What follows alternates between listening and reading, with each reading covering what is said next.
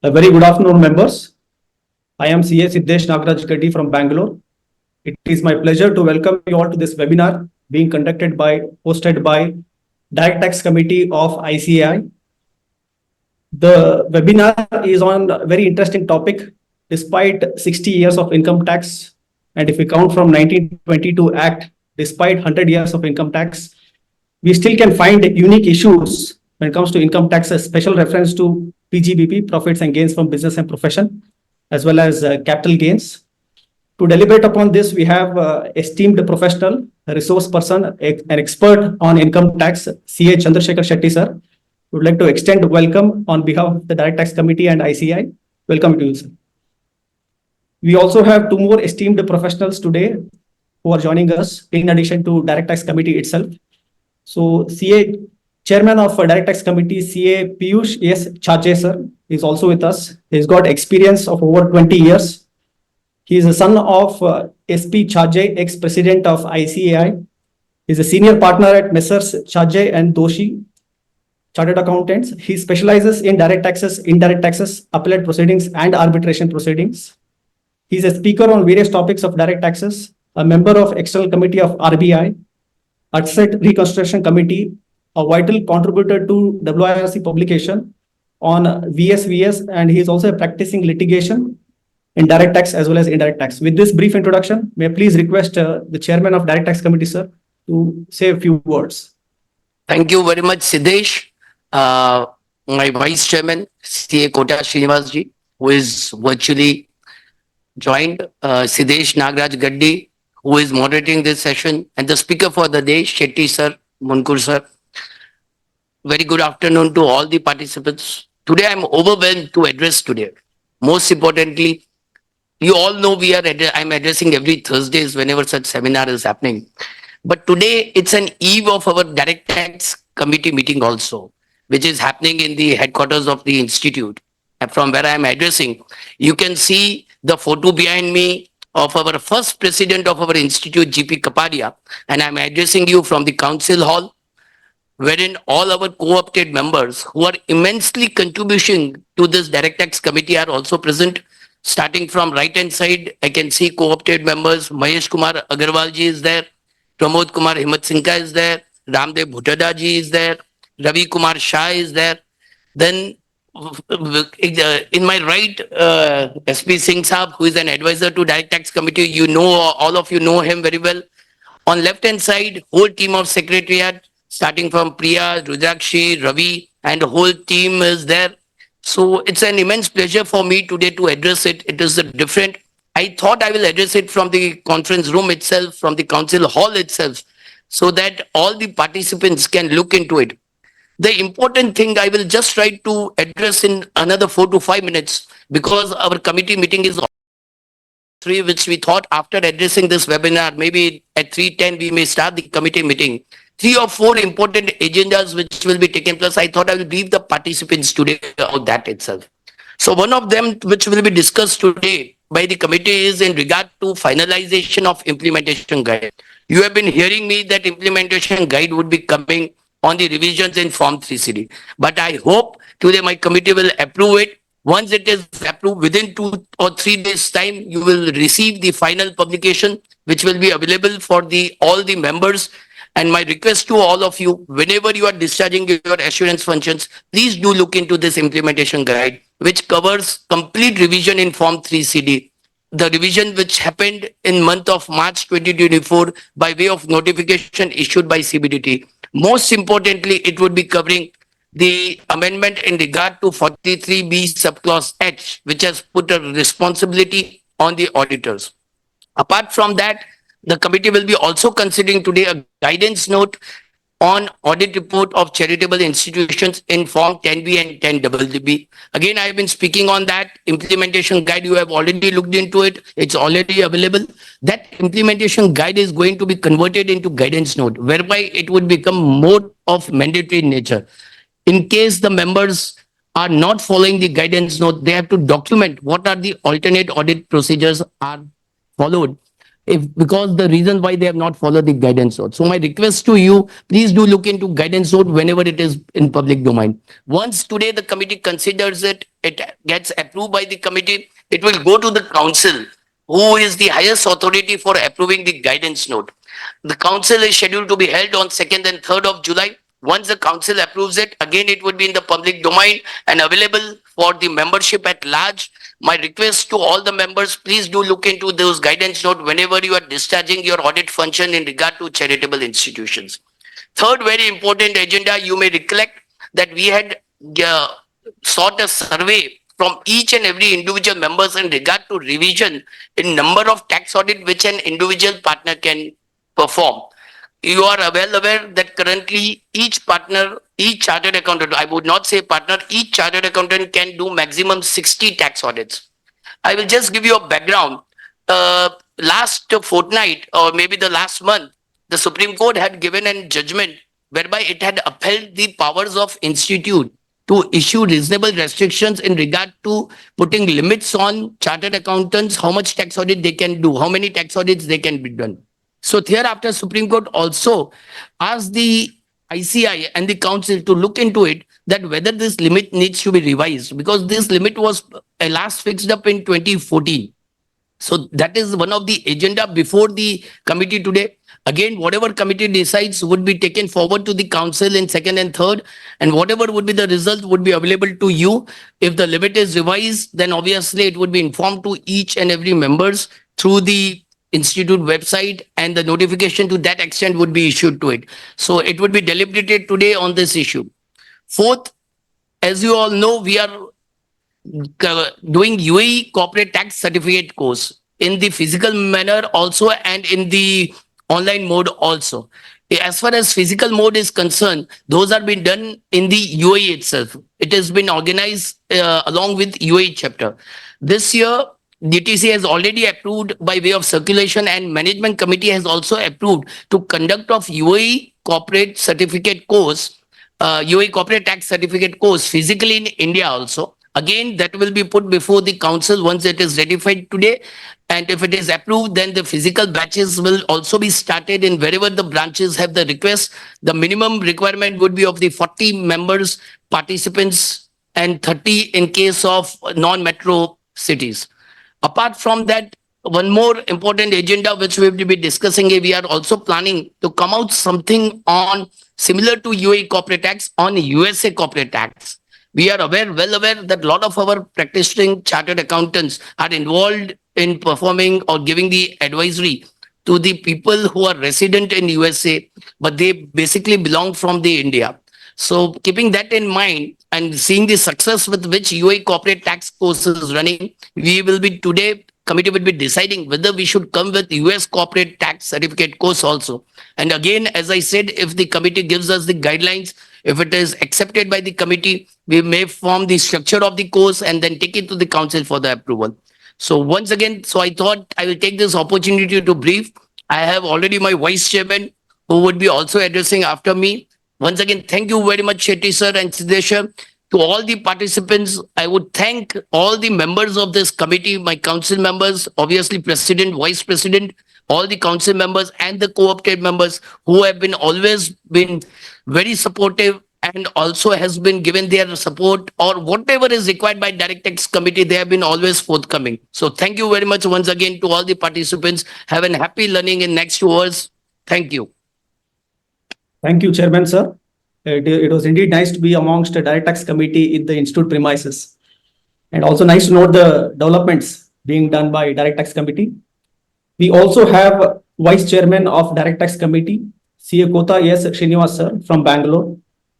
To introduce Kota sir, he is a BCom graduate, a fellow member of ICI, also a member of ICWI. He is partnered with SSB and Associates Chartered Accountants, Bangalore. He has served the institute for over 2 decades. Even before qualification, he has served the institute as a committee member of SICASA, Bangalore branch for over 2.5 years. 9 years as a managing committee member of Bangalore branch. 9 years as a regional council member of SIRC of ICI. As a student committee member, he has served as a member and secretary of Student Association. During his tenure at Bangalore branch, Sir has occupied almost all positions. When he was chairman of Bangalore branch during the year 2009-10, Sir has introduced this concept of distributing backpacks, and I have been a beneficiary of that. In addition to me, over 25,000 students have benefited from this initiative. As a regional council member, Sir have served from 2010 to 2019. He was chairman of SIRC during the year 17-18. Sir has been a member of SIRC, has brought many initiatives.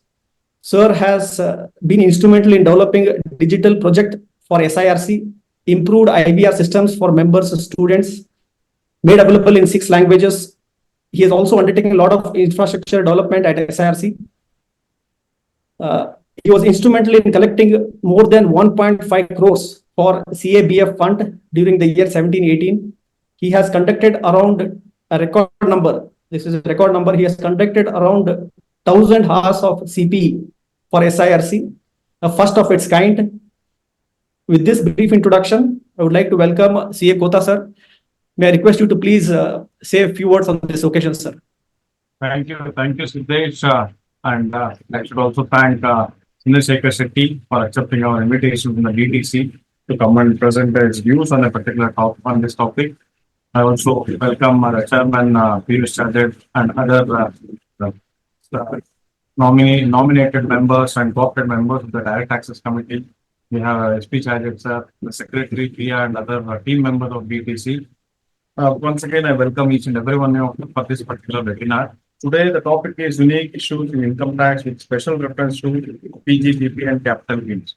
In fact, as by this time, all of you are aware that alternatively we do one session on direct taxes and one session on indirect taxes. Last 2 weeks, we did on international taxation because it was a continuing chapter. So this week and next week, we'll be taking webinars on direct taxes. As you know, in international taxation, anything comes, majority of the things will be revolving around royalty and fees for technical services. Whatever the foreign remittances you make, almost 70 to 80% of that will be around this royalty and fees for technical services.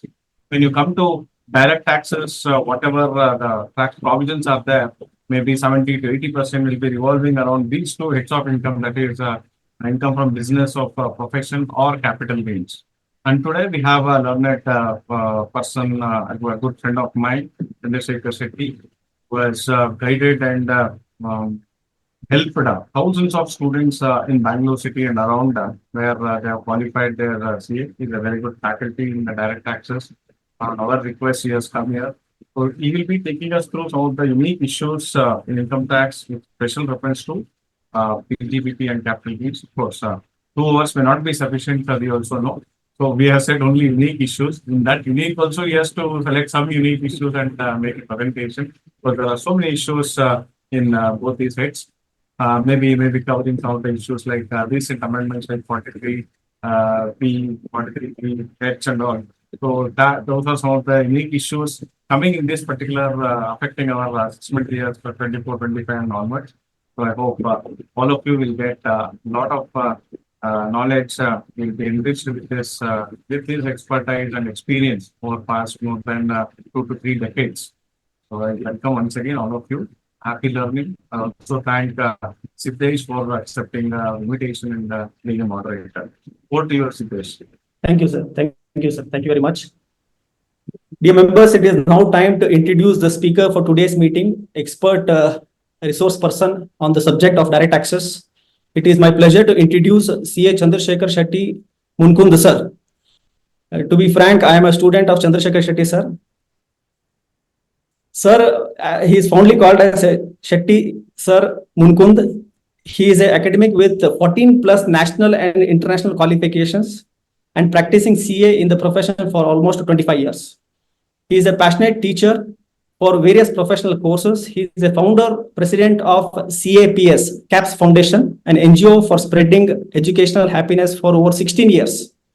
He has secured first rank in BCom from Bangalore University and received a gold medal from Honorable Governor of Karnataka State. He is also a rank holder at national level professional exams, speaker for taxation, accounts, motivation, and various other subjects. With this very brief introduction, it is my pleasure to welcome Chandrasekhar Shetty, sir. Over to you, sir. Thank you, Siddesh. Thank you, sir.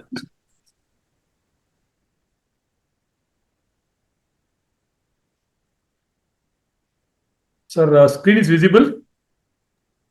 Yes, sir. It can be on the slideshow mode, sir. Yes, I will be starting. Yes, sir. Yes, sir. It is fine. Perfect. Okay. Perfect, sir.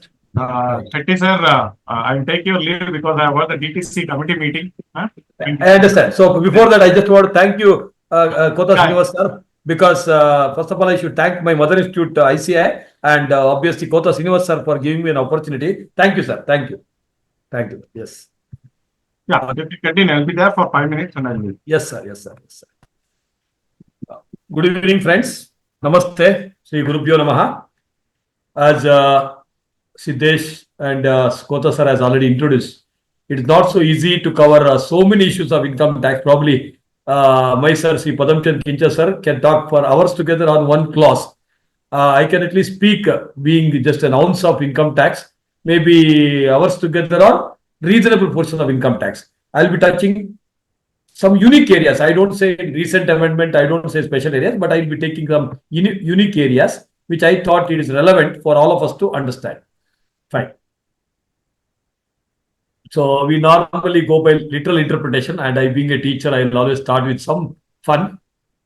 So how far your literal interpretation income tax holds good? IT department says pay your tax with a smile, but my friend Chandan Hegde says, sir, I tried, but they want cash now. So literally going and smiling in front of the department may not work always. So jokes apart. So I tried to compile. No doubt we have mentioned about business income and capital gain mainly, but incidentally some sections I thought it's of more relevance for most of us. I'll be covering. I have made list of around 30 different issues. So till 4:30 I have a time. So how much ever important areas which we'll be able to cover, I'll be able to cover. Fine. So before I get into business income, I thought of discussing one very unique point of house property. Now, as all of us are aware, two house properties under section 23 within the bracket 2 either used for self-occupation or could not be occupied because of the business, employment or profession. I say BEP, business, employment or profession elsewhere, will be considered as nil. That's what 23 subsection 4 read with section 23 subsection 2 says. Now, does it mean that if I have two houses, so always it's going to be nil? So does it mean that always two house properties is going to be nil? Probably no. Because of a small drafting error, I feel so. I don't think it's the intention of the law. So let me just take you through that law. Now, this is the content of the law. I'll not go too detail into the content. An interesting point under 23(2)(b) is, if he is not able to occupy the property because of the business, employment, profession elsewhere, it will be nil as long as he resides at other places in a building not belonging to him. This was the originally drafted law where the exemption of the annual value was nil only for one property. At that time, it was rightly placed. Original law was one self-occupied property or the one property could not be occupied, annual value is nil. But now, recently, maybe a couple of years back, they made it two properties. But when they just changed it from one property to two properties, in my opinion, they have forgotten to make a correction in this sentence. Let me just consider this example. I have two self-occupied properties, let us say in Bangalore. Both I am using for self-occupation. Annual value is nil, no confusion. I have two self-occupied properties in Sirsi, in a village in Karnataka. Both are locked, so I'm not using it all. I'm staying in a rented house in Bangalore. Then also annual value will be nil, because the wordings used in the previous para, you can see, he has to reside at other places. The red portion, these are the areas which I'm going to focus. So reside at other places in a building not belonging to him. So Sirsi, if I have two houses, both are locked, both annual value is nil. Now, very interesting in third case. I have one self-occupied house in Bangalore, one house in Sirsi which is locked. Unfortunately, verbatim reading of the law, only Bangalore house annual value will be nil.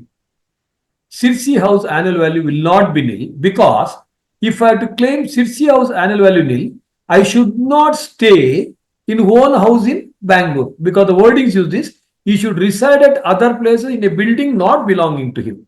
That means if I am staying in a own house in Bangalore, my house in Sirsi shall be taxable. So it may not be intention of the law. They wanted to give exemption for two houses, but unfortunately, because of not correcting that one para, probably the third case, we may have to pay the taxes for the second house. The second issue is about 2 lakh limit as far as set off is concerned. With due respect to the lawmakers, I always respect and love the lawmakers, hats off to their thinking. But one or two places I really feel what is the necessity for this kind of a restriction. 71 subsection 3A says, notwithstanding anything contained in blah, blah, blah. Okay. So when you set off house property loss against any other head of income, it should be restricted to 2 lakh under the normal regime. So the old regime. So maximum you can adjust 2 lakh against any other head of income. Now my point is under 23(2) properties, which all of you are aware, two houses either self-occupied or could not be occupied because of the business, employment or profession, I'm sorry, elsewhere. Then under 23(2) properties, the only reduction is interest on loan. That too maximum reduction of 2 lakh rupees subject to certain conditions. That means for a 23(2) properties, deduction is 2 lakh rupees and loss possible is 2 lakh rupees. Whereas if it is a let out property, whether the old regime or the new regime under section 115 BSC, any amount of interest is allowed. Now 71(3)(a) says the maximum deduction or set off possible against any other head of income from the house property loss is only 2 lakh. So my point here is under house self-occupied property loss possible is 2 lakh. So where is the question of having excess loss? Second point is if it is a let out property, you can have any amount of losses. If you can have any amount of losses, why there should be a restriction on the 2 lakh rupees? I really don't understand logic. And more so, if you look at the logic there, in the current year, you have, if I have house property 1, 10 lakh loss, house property 2, if I got 10 lakh income, I can set off. That is within the head, I can always set off. In the current year, if I have house property loss of 2 lakh, if I got a business head income, I can adjust only 2 lakh. Whereas carry forward in the next 8 years, 71B, I can carry forward and set off only against house property income, and there also there is no restriction. That means you are putting a very restrictive restriction. Current year house property loss to be adjusted against any other head of income only 2 lakh rupees. No restriction while you set off against any other income set of the same head, that is house property. No restriction when you carry forward and set off against house property in the subsequent year. Only in the current year, why there is a necessity to restrict only 2 lakh? I really didn't understand the logic, but this is one of the issues. Next one is when we go for the default tax regime. I hope all of you are aware, all the listeners, 115 BSC has become a default regime, especially with the amendment from 2023, subsection 1A. So it has become a default regime. So all of us from previous year 23-24, assessment year 24-25, we are all coming under 115 BSC unless we opt for old regime. Now, set off of house property loss when the default tax regime is followed. 23(2) property interest is not allowed when I go for 115 BSC. If interest is not allowed, the only deduction which was otherwise allowed is also not allowed. There cannot be a loss. So very simple. That rests in peace. So 23(2) property, no interest allowed. That means no deduction possible. That means there cannot be a loss. So question of set off doesn't arise. Whereas if it is a let out property or deemed let out property, interest is allowed. Any amount of interest is allowed. However, 115 BSC subsection 3, read with the 2 and clause 2. It says set off of such loss in the current year against any other income is not allowed. That means if I have a let out property or deemed let out property and I have a loss, which the 2 lakh rupees I could have adjusted against any other head of income under section 71(3)(a. When I go for a default regime of 115 BSC, I cannot set off the same because there is a specific restriction. And very interestingly, subsequently here, the carry forward also I lose that 2 lakh because if you look at the next slide box, it says it is deemed to have been allowed. To give a simple illustration, assuming I have a 10 lakh rupees interest and loss because of that with some 30% standard action. So totally 10 lakh loss under LOP, which is possible under 115 BSC. The 10 lakh loss, and if I got some business income in the current year, Under the old regime, I would have adjusted 2 lakh and I would have carried forward 8 lakh loss under 71B. But now the loss is you cannot adjust 2 lakh rupees against the business income. At the same time, carry forward is only 8 lakh. As if that 2 lakh set off was permitted. I didn't understand logic. Either you allow the set off or you don't allow. If you're not allowing, why you are making the restriction? Again, all this confusion just because of the 2 lakh rupees under 71(3)(a). Whether that 2 lakh rupees, 2 lakh provision is really required is a bigger question. Next issue before we go to business income is 24B vis-a-vis the ETEA. 24 clause B talks about interest reduction. So as I said, for 23(2) properties, which we generally call it as SOP, self-occupied properties, any amount of interest is allowed. So normally 30,000 is allowed for ACRQ, acquisition, construction, repairs, renewal and reconstruction.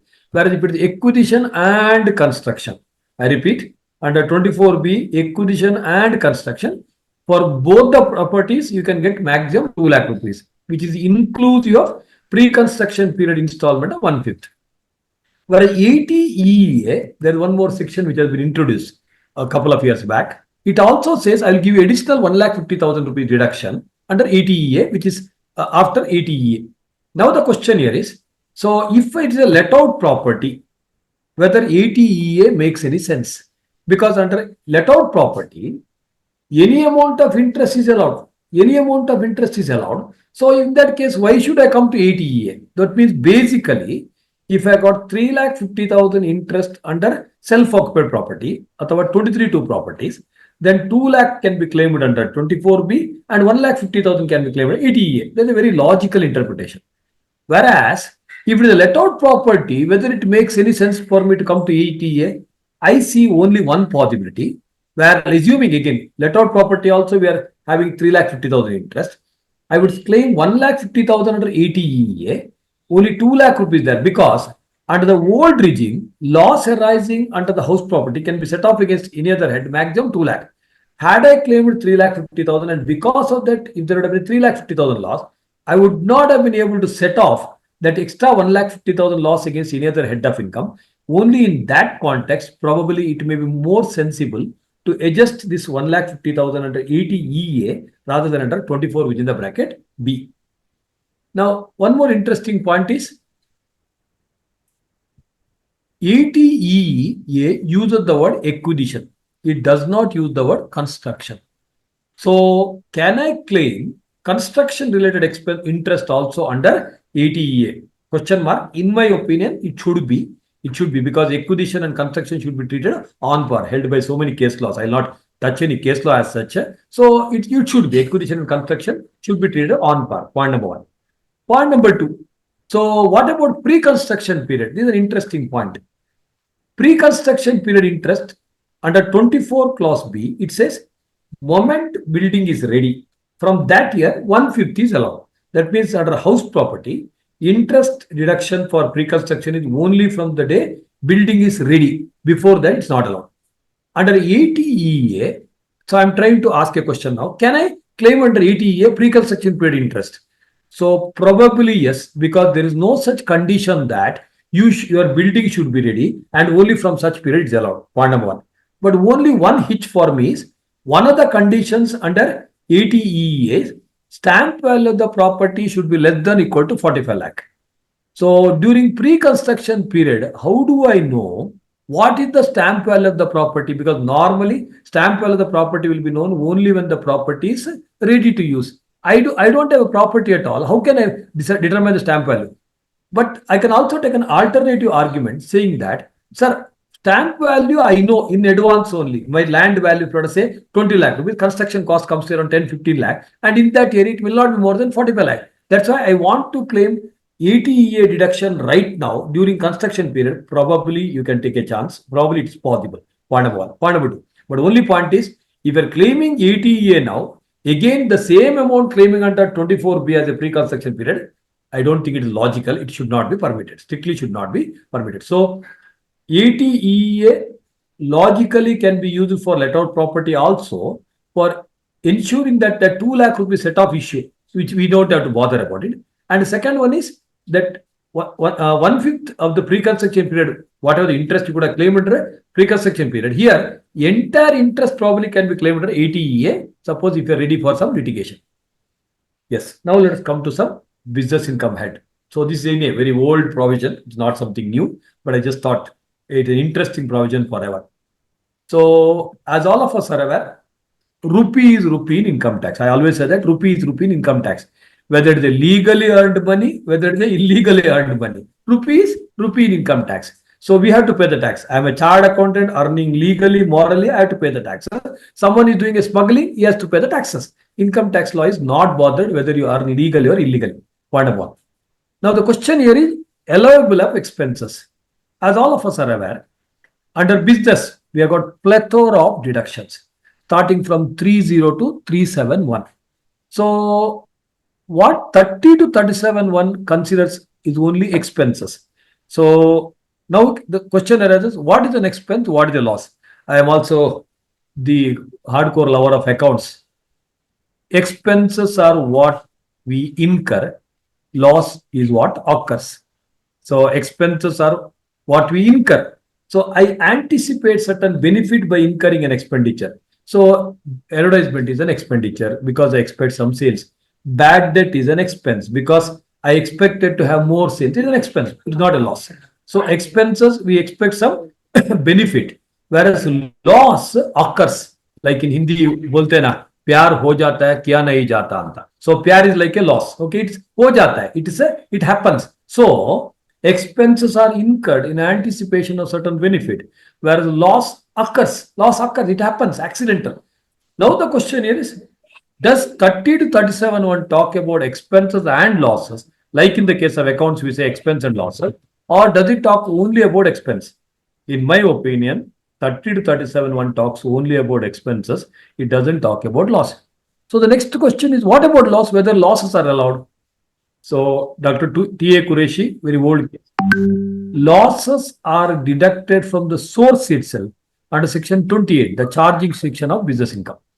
So this is not a question I'm going to discuss here. But a question I'm going to discuss here is, so if I'm doing a legal business, if I'm doing illegal business, I remember one of our faculty members asking somewhere in this area, in a petrol bunk, they collected, let's say, 3 lakh, 4 lakh cash in a day. And it was in suburbs. When they were supposed to take the cash and come home, some robbers came and looted that money. So they earned 3 lakh rupees, the revenue, and entire 3 lakh was robbed by the robbers. Is it allowed as a deduction under any section? It is not allowed under 30 to 37(1). It should be deducted under section 28 itself from the source itself. The next question is, if I am doing, example, I will never do it. Okay, assuming I am doing a smuggling activity in coastal area of Mangalore, and if I am earning some illegal money, and if the illegally heroin, etc., have been earned by me, and if it is confiscated by the department, so will it be deducted under 30 to 37(1)? It will not be deducted under 30 to 37(1). It shall be deducted from the source itself under section 28. So very interesting. This is something like a unfair.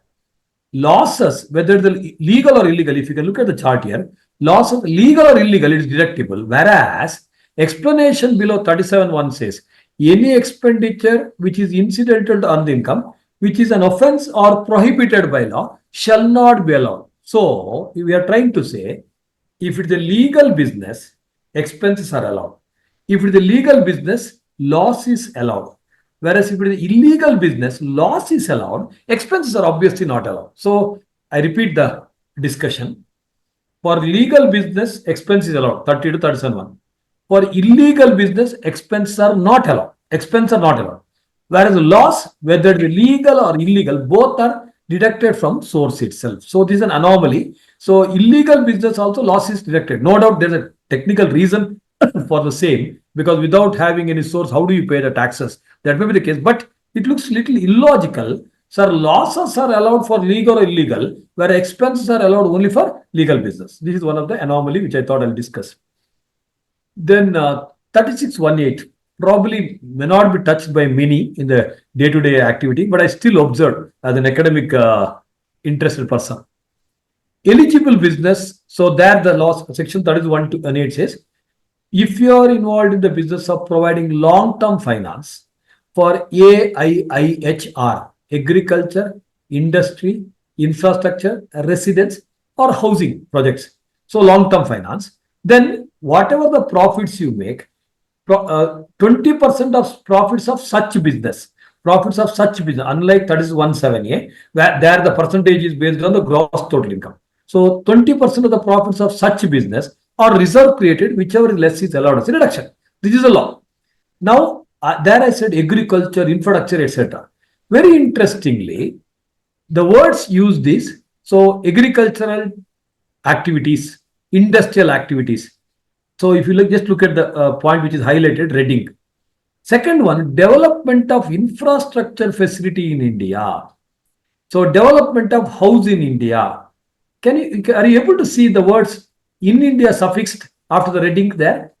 I didn't find. Even today, again, I checked before entering the session. I was commenting on this session for several years, but again, I saw today. That means, IDBI gives a long-term finance for industrial development in South Africa. In my opinion, by this verbatim reading, IDBI should get the reduction.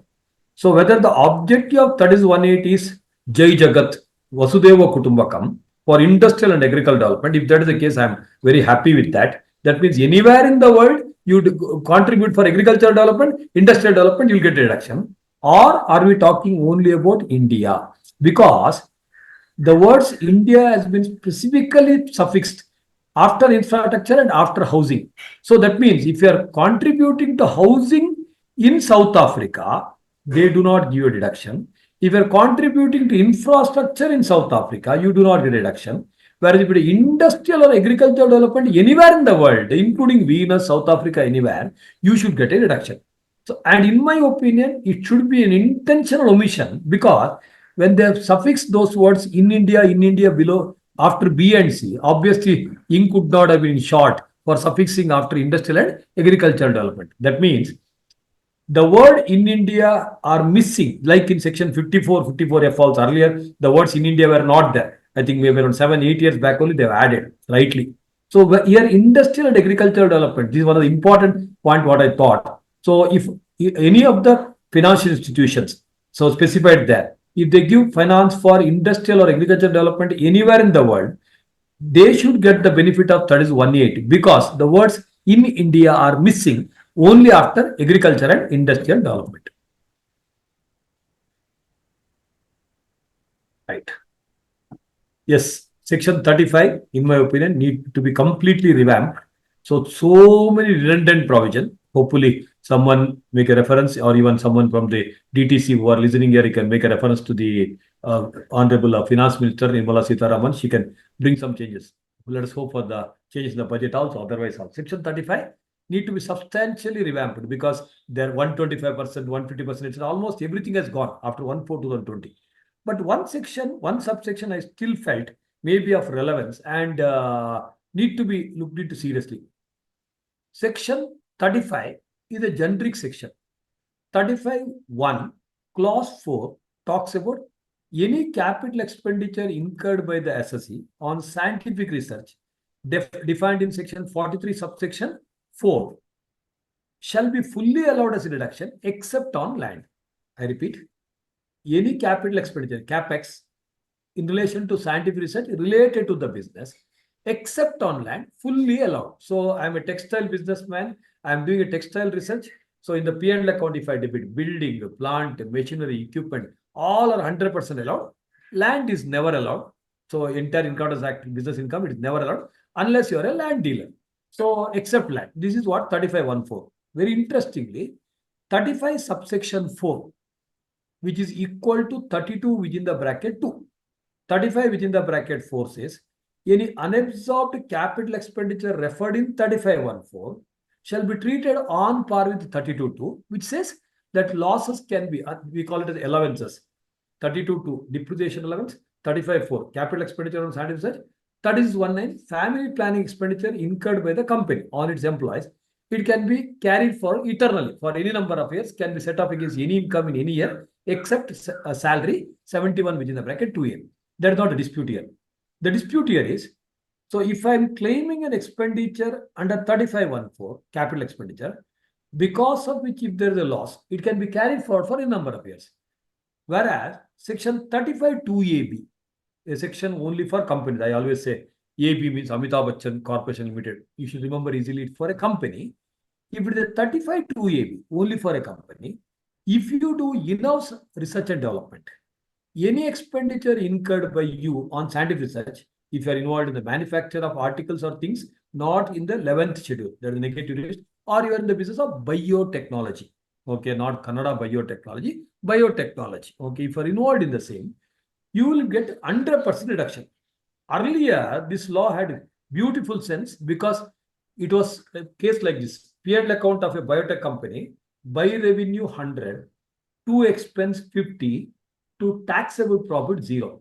You heard right. I repeat, earlier, by revenue, P&L account, by revenue 100, to expense 50, taxable profit was 0 because as high as 200% reduction was allowed under 35(2)(ab) for certain expenses on scientific research. But now from 1/4/2020, everything is 100%. Now 35(2)(ab) says any expenditure, revenue or capital, except on land and building, shall be allowed 100% now. Now the question for me is whether 35(2)(ab) is a compulsory section or is an optional section. I am a biotechnology company. Should I claim the expenditure under normal 35(11) revenue expenses, 35(14) capital expenditure, or am I compulsorily supposed to do under 35(2)(ab)? That's the question. If I am compelled to put it under 35(2)(ab), I am at a loss because of this provision. So the provision says, if you have got a 35(2)(ab), if you are claiming the same, and if there is a capex, building cannot come there, it's except land and building, the loss because of that will become a normal business, and normal business loss under section 72 can be carried forward only for 8 years. So it will not get the benefit like a depreciation. So I repeat, maybe little anomaly.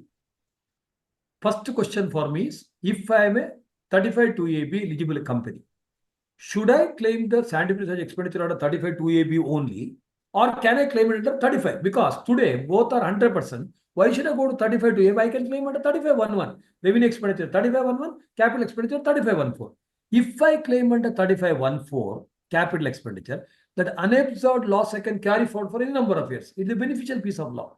Whereas if I claim under 35(2)(ab), and if it is a capital expenditure, if it is a loss, I can carry forward only for 8 years. So why should I unnecessarily invite a what you call negative provision? So in my opinion, it should be an optional provision, but law doesn't talk about that. Law doesn't speak about that. If it is a compulsory provision, like most of us we always thought 35(ad) was a compulsory section. Only when 115 BAC was introduced, there they said if opted, then we realized, oh, 35(ad) is an optional section. We never knew, like my sir, Sri Padamchan Kinchal sir always says, whenever they make some amendment for the removal of doubts, whenever they introduce, then my sir says, sir, till now I never had any doubt, but now when they put that fraud for the removal of doubt, I will have a doubt what doubt I should have had. So same way, 35(2)(ab) doesn't say it's an optional section or compulsory section. If that is the case, if I am forced to put under 35(2)(ab), capital expenditure being claimed under 35(2)(ab) will be an unfortunate for me because I cannot carry forward for any number of years. Just to give a simple example, one point before I continue, 35(2)(ab) doesn't allow land and building. 35(14) does not allow land. Here, land and building both. That means building is always under 35(14). So that way we are saved. Now take this example of plant. Assuming I'm taking a P&L account and revenue is 100, expense is 120. 20 lakh is a business loss, 100 minus 20. There is no dispute on that. Another 800 lakh is the scientific research expenditure here. So salary 40, lab rent, revenue expenditure. These are all revenue expenses to the extent of 100. So building, I will always claim under 35(14). That means I can carry forward for any number of years. What about plant and machinery? If I go for claiming that 35, if I go for plant and machinery claiming 600 lakh, also under 35(2)(ab), then we'll have totally 700 lakh loss. That not under 35(2)(ab), then we have 200 lakh. I repeat, if I claim this 600, I'm talking only about the 600 lakh loss. If I claim under 35(2)(ab), the 600 lakh will become a normal business loss. I can carry forward only for 8 years. Whereas if I claim this 600 lakh under 3514, it will become a part of 3514. 3514 means I can carry forward 600 lakh for any number of years. I repeat, if anybody is confused. As per the revenue expenditure, no confusion. It is always a business loss. Section 72, 8 years. Next, this building 200 lakh, red one, no confusion. It is always under 3514. That means it can be carried forward if there is a law for a number of years. Plant and machinery, if I claim under 35(2)(ab, it will become a normal business loss. I can carry forward only for 8 years. If I claim under 35(14), I will be the beneficiary. I can carry forward this for any number of years under section 35 subsection 4. And I feel now 35(2)(ab should not be claimed. It should claim under 35(14) only because it's more beneficial law.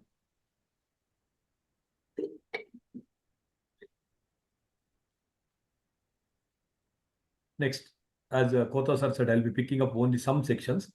So each section 44 AD, an optional section or compulsory section.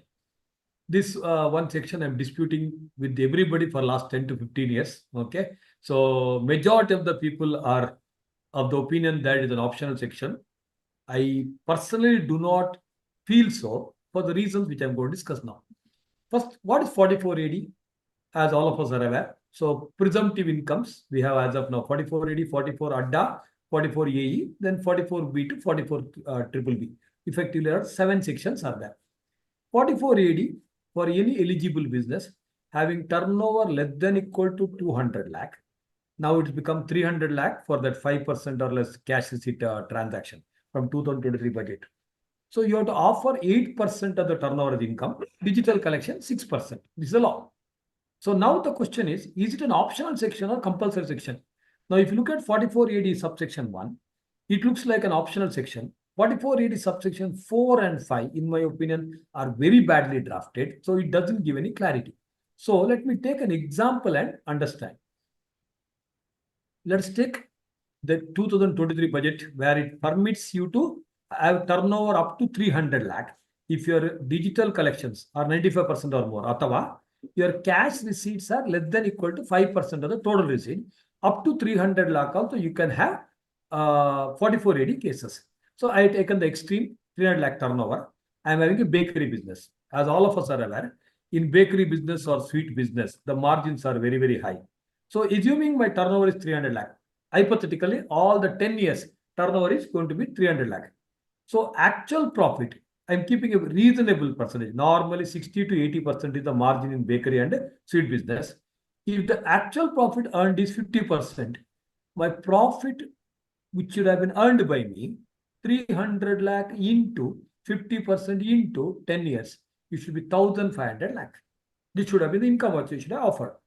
But if I say, no, sir, it is an optional section, where turnover I what do you call whatever sales receipt है, sales receipt को calculate add करता हूँ, इसके ऊपर 8% offer करता हूँ, 8% or 6%, whatever, I'll offer करता हूँ. If I go by 8% also, okay, technically 6% for the 95% case, so 8% also, my income will be 240 lakh.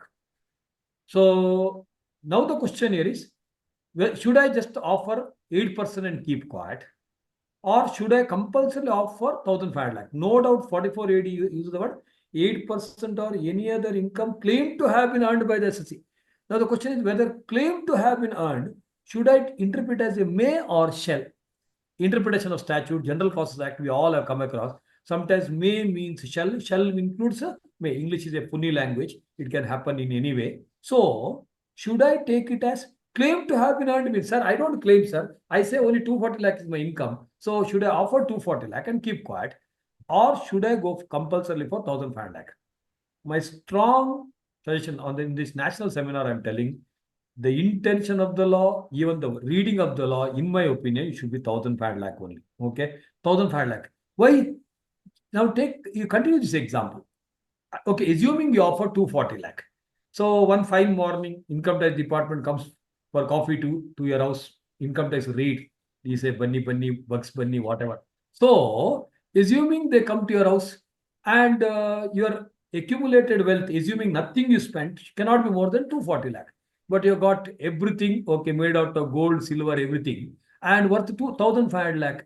They will ask you from where you. So can you say, no, sir, you lawmakers only have told me to evade income tax on 1,260 lakh rupees. Can we say that? Is it possible? And in that scenario, if they consider the deemed income under section 68 to 69D, 60% tax plus surcharge 25%. So around 78% tax. So is it worth actually going for that kind of taxation? In my personal opinion, because this has not been accepted by many of my chartered accountant friends, my opinion, at least for the deemed income concept and this kind of example, you have to go for whatever you earned higher, it has to be offered. And you have to maintain the books of account, especially in this case.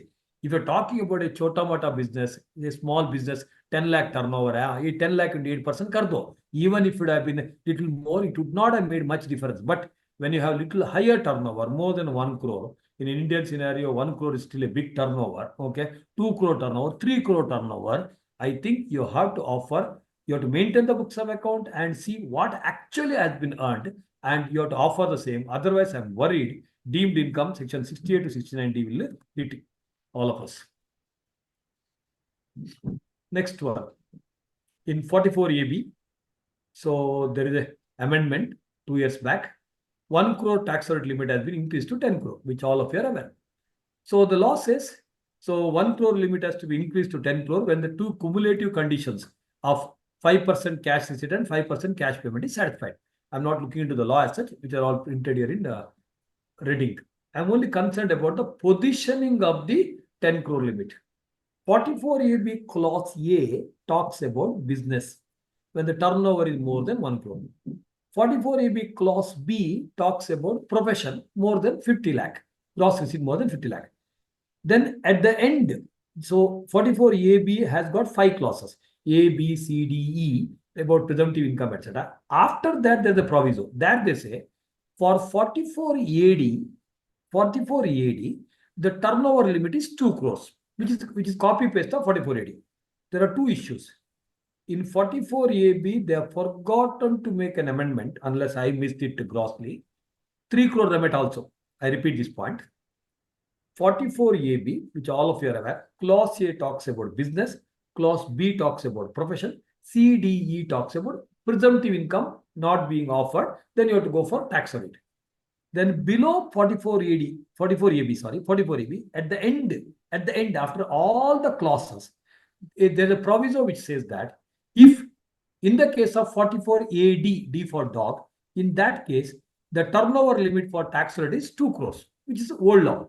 Now, 2 points. In the 2022 budget, if I'm not wrong, they increased it to 2023 budget. They increased it to 3 crore for that 5% condition. Such 3 crore increase is not found in 44AB. So 2 crore or 3 crore they should have mentioned. In my opinion, there's a miss. Let it be. No problem. My issue is not that. My issue now is, they said in that proviso which has been positioned at the end of 44AB, I'm sorry, which says 44AD cases, your turnover should be 2 crore instead of 1 crore. Now, come back. Below 44AB clause A proviso which says, in the case of businesses, the turnover of 1 crore shall be replaced by 10 crore if your receipt condition of 5% and payment condition of 5% is satisfied. So my question now is, so first example, my turnover is 6 crores. No confusion. 6 crores, everything is in digital mode. So account pay check, account pay draft. Then up to 10 crore, I don't have tax on it. My turnover is in 2.4 crores. Turnover is 2.4 crores. That means I come under 44AD. So should I compulsorily go for 44AD provision because it is a up to 3 crore limit as of now what I have. So or tax on it limit for those SSCs also has been shifted to 10 crore, or is it limiting to 1 crore only? Or 2 crore as the case may be. I'm sorry, 2 crore. I repeat. Normal cases, 1 crore turnover is substituted by 10 crore, which all of us are aware. Now my question is whether the 10 crore limit should also be applicable for 44AD cases, 44AD eligible business, all business, including certain professions not covered under 44 ADDA. So whether the 10 crore limit should be given for 44AD or not. Why this confusion is? Because this proviso, in my opinion, should have been given at the end of 44AB, not just below clause A, or they should have put the 2 crore limit of 44 AD just below small a. I repeat, because there is some confusion again. 44 AB turnover limit is 1 crore. 44 AD turnover limit is 2 crores bar 3 crore. Now 1 crore limit has been increased to 10 crores. So in certain condition. Now my question is that 10 crore limit, can I also apply for those cases which are coming under 44 AD? 44 AD.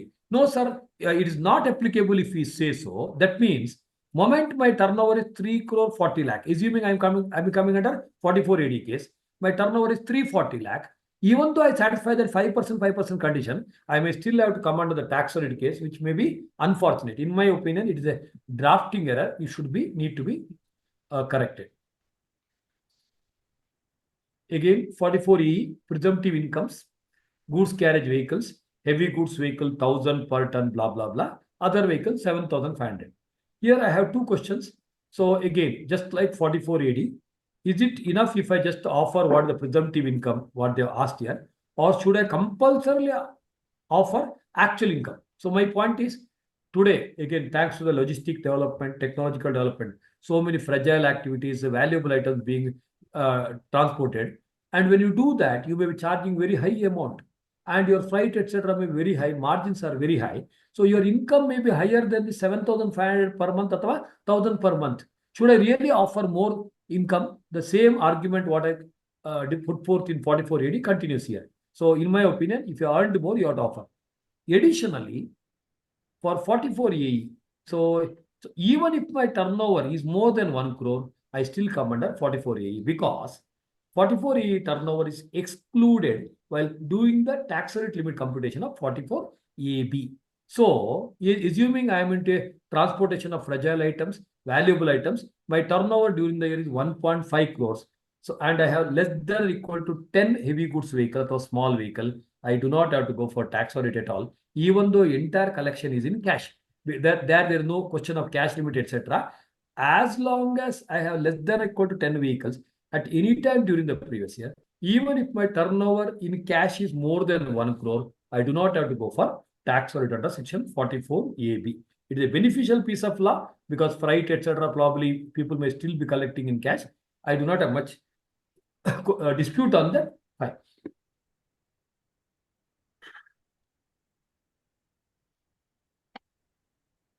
Next one is again capital gain. 45(4) and section 9B. I feel one of the complicated areas, little what you call the gray areas. I'll not get into the computation mechanism. Even though I take on circular number 14/2001. My only question is, so myself and Siddesh are partner in a partnership. Myself, Siddesh, and let us say Sudhindra. We are partners in a partnership firm. And one of us wants to retire, and we get a hefty money at the time of retirement. Who should pay the tax? So whether I should pay the tax or partnership firm pay the tax. My question is because I, being a partner in a partnership firm, and there is no doubt there is a difference between reconstitution, dissolution, etc. I'll not get into that part. That questions I'll not entertain as of now. So if I what you call retire from the firm, and my right in the firm I am surrendering. Section 2 within bracket 47, read with section 214. Transfer includes extinguishment of rights, relinquishment of assets, etc. So, and maybe right in a partnership firm is a capital asset. In that case, whether I should be paying the capital gain tax or business will be paying the capital gain tax. 45(4) and section 9B both says the taxation is in the hands of the specified entity in the firm. That means Begani Shadi mein Abdullah Diwana. Firm is distributing income to me, but the tax will be paid by the firm, not by the partner. This is what the verbatim reading of the law. So whether it's right or not, I don't know. I just verbatim copied here. Section 9B. So whenever a person receives during the previous year capital as a stock in trade, it can be business related also, okay, on dissolution or reconstitution. 9B can be dissolution or reconstitution. Specified entity shall be deemed to have transferred the capital asset, and specified entity has to pay the taxes. 45(4), notwithstanding anything contained in subsection 1, that is basically non-obstante clause. where a specified person receives during the previous year any money, etc., from the specified entity in the context of reconstitution. Please understand, here reconstitution or dissolution, here it talks only about reconstitution, admission, retirement, death, etc. Then again, it is chargeable to tax in the hands of the specified entity. So in both the cases, is it right to tax the income in the hands of the firm? No doubt there may be partial logic. I do not deny it. So why partner is not paying any tax in this context is a big question mark. So in the circular, there is an interesting example. I just quoted an example. I just mention it and skip it for want of time. So the case was three partners, 10 lakh capital each. Then one of them has been given a land. So when the land has been given, this is again available in the circular of ICI, circular number 14/2021. So there, when one of the partner wants to retire, they say, so whatever is the asset value given minus the cost, the indexed cost of that asset will be considered the capital gain. And also distribution amount after the capital balance has been removed will also be taxable in the hands of the firm. My issue, today's session, I'll be taking only about the issues. So my issue is whether it should be taxed in the hands of the firm or it should be taxed in the hands of the partner. But the verbatim reading says both are taxable in the hands of the firm only, entity only, and not the partner.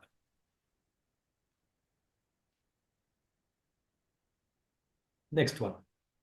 Conversion of shares into capital gain. This is what I came across in one of our client case, one of our associate was discussing. Now, conversion of preference shares into equity shares is no more a transfer. Section 47 says it's not a transfer. 47 XB. Now, you being an Indian company, you got an ESOP from a foreign company, foreign holding company. So, assuming it continued and you receive and you sell it up, you have to pay the tax either under 17(2) as a perquisite, and subsequently when you sell it, the capital gain, sell a gift. Whereas now, assuming that foreign company got absorbed by another company, your existing share in this X company is replaced by the shares of new company. Will it be considered as a transfer? I don't think I have an answer. I repeat this.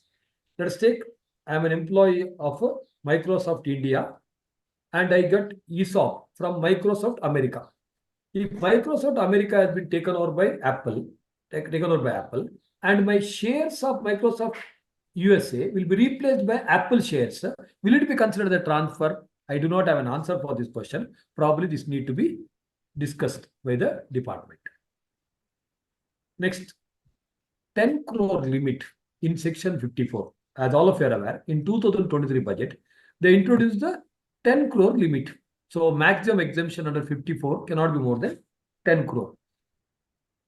As all of us are aware, the objective of 54 is totally different from 54F.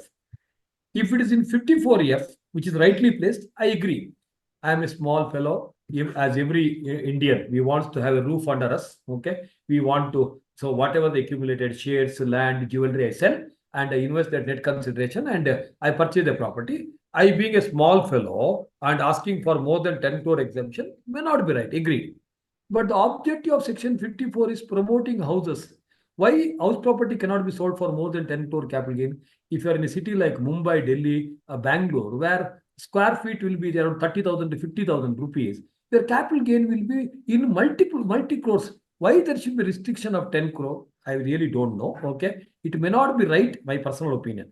10 crore limit under 54F is okay for me, but 54 I really don't think so, because the objective of 54 is to promote housings. So you say, no, sir, you should not sell the property for more than 10 crore capital gain. It may not be right. So 54F, I understand. I'm a small fellow. I'm investing in one house property I want to have. Agreed. But why is it here? And one more, there is also an amendment around 6 years back. Once in lifetime, if you want to invest in 2 houses, you'll get an exemption for 2 houses as long as your capital gain does not exceed 2 crore. Now that you have 2 crore limit. So if you look at the anomaly, section 54 and 54F both talk about investment in one residential house property in India. Now in India, word has been added maybe around 10 years back. One residential house property in India. So if that is the case, one property exemption can be up to 10 crore, but 2 properties exemption can be for 2 crores. Where is the logic? I understand maybe someone in a villages or the suburbs, they are purchasing two property, exemption they want to give once in lifetime. But don't you think when they put the 10 crore limit, they should also increase the 2 crore limit somewhere. Otherwise, it looks like a mathematical reading, verbatim reading.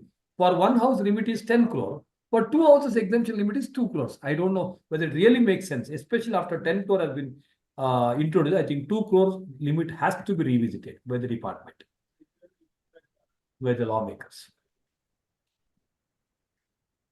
Next, 56,210, reduce 64,1. 56,210. So without saying gift, it talks about gift. 56,210 never uses the word gift. Otherwise, some of the transaction referred in 56,210 would have been dangerously disputed. I purchased a property, so from Siddesh. So land worth rupees 10 lakh. Sorry, stamp value worth 100 lakh. I take it at 80 lakh. When I purchase, there cannot be income because the fundamental principle, no one can make profit on purchase. But now they say stamp value worth 100 lakh, you are getting 80 lakh. No, you pay the tax on 20 lakh. That's why they do not call it as a gift income, but we pay the tax. It's okay. It is settled law.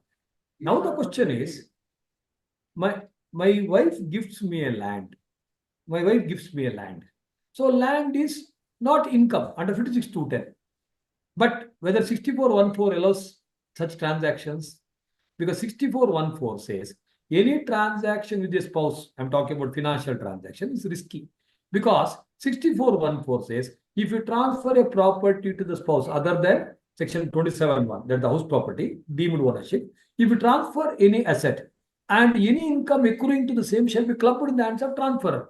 That means once wife, spouse is a close relative, you cannot receive a gift. If you receive a gift, note of 56,210 gives you a relaxation, but 6414 will come and hit you because any income accruing to the same shall be clubbed in the hands of transfer. Then what is the fun in having a gift income from the spouse? I'm talking about spouse, not anybody else, because of the specific provision. So if I consider example of 50 lakh worth of land, Mr. X is given to Mrs. X. Mrs. X is not taxable because Mr. X is a relative. Whereas there are a lot of interesting question. So after the divorce, is she still a relative? We don't know. Then who is a relative? There are a lot of other questions there which are not discussed, but one point I should discuss. So my sister is my relative. My sister's daughter is not my relative because law doesn't say that. 56,210 reduce 56,207. Relative definition doesn't include sister's daughter. So my sister's daughter, let's say Akshara. So if I receive money, I receive anything from her is fully taxable because she is not relative. Ulta.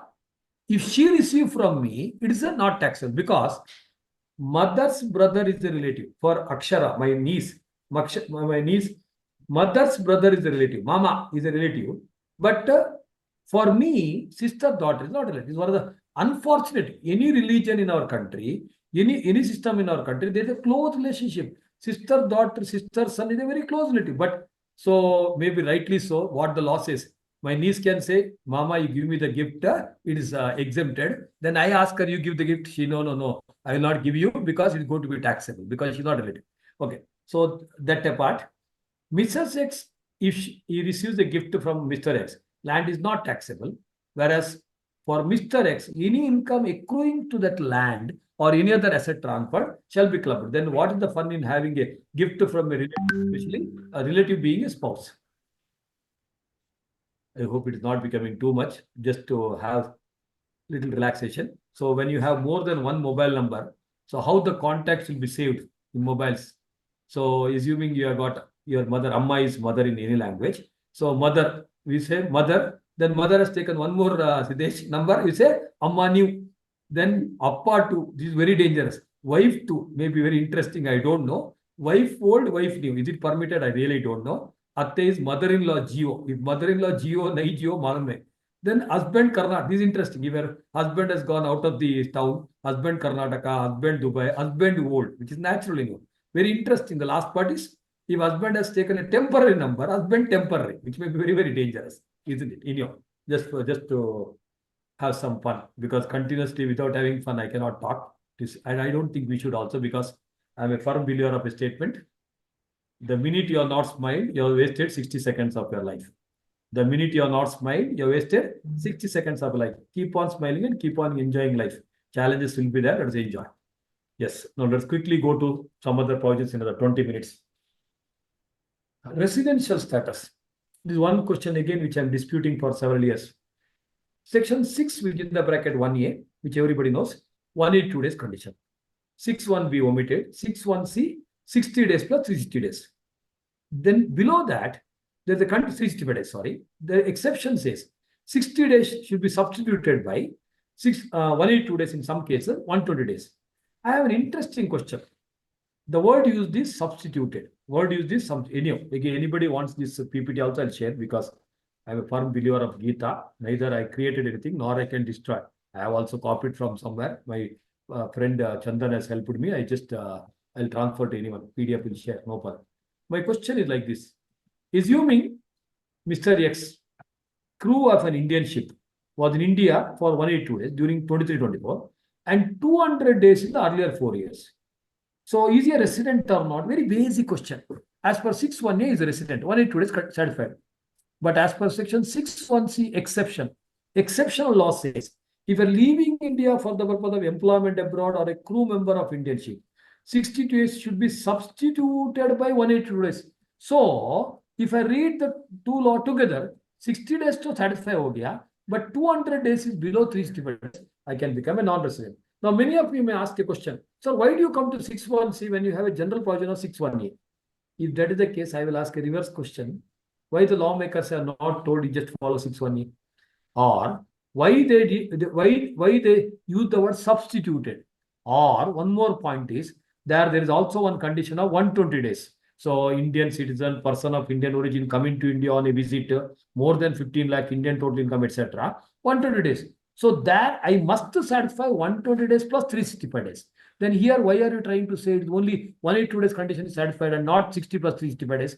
In my opinion, especially after 120 days has been introduced, for that example of crew, it should be non-resident only, because he has not satisfied the specific condition, special area, overrule general area, specific condition of 60 days plus, 182 days plus 365 days. 182 days plus 365 days has not been satisfied. I hope all of you have reasonably understood. Right. This I'll just touch and leave. 17(2)(7)A, after clause 7 has been inserted about any contribution to RPF approved superannuation fund above 7.5 lakh, interest calculation. So whether you can, if you look at the calculation mechanism in Rule 3B, chartered accountant themselves would have found it difficult to understand. It is that, no doubt, so much confusion, so much formula. Is it really required? That kind of complicated provision. I'll not get to the complicated provision, but I just want to bring it to your notice that there's some complicated computation mechanism under the law under 17(2)(7)A read with Rule 3B. Yes, this is an interesting provision which I came across thanks to a little bit of teaching experience. Where when I was going through some CNQ question paper, again, we learn a lot of answers from the questions, not vice versa. Like Albert Einstein says, negative people always have